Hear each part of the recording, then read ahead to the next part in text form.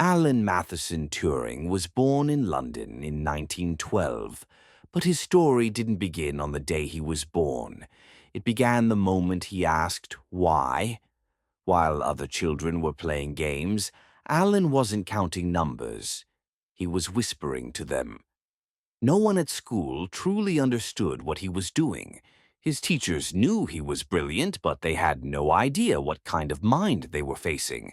Years later, as a graduate student at King's College, Cambridge, Alan asked himself a deceptively simple question. Can a machine answer every mathematical question with a perfectly correct yes or no?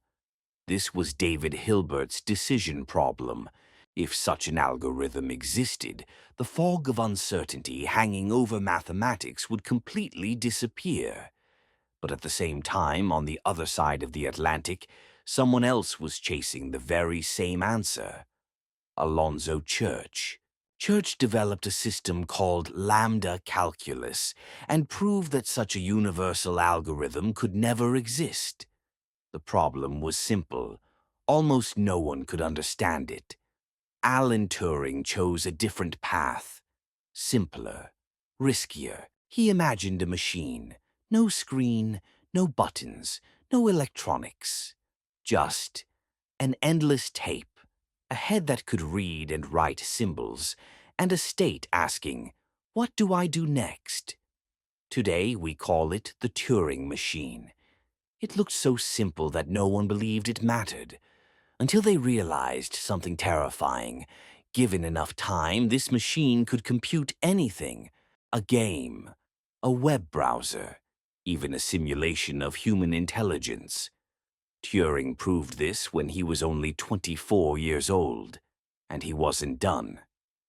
What if, he asked, we try to predict whether a machine will ever stop running?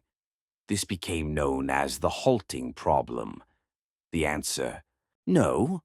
Turing showed that there are problems that no computer, no matter how powerful, can ever solve.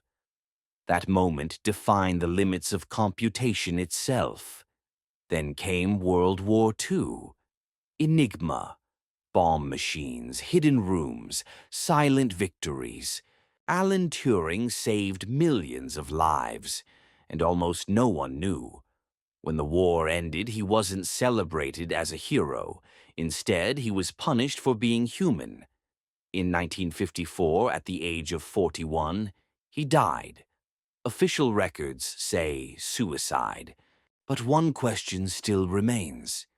If Turing had lived longer, what world would we be living in today? The phone in your hand, the videos you watch, the games you play. All of it began when one man dared to ask, what if such a machine were possible? His name was Alan Turing, and perhaps machines entered our lives the moment he asked that question.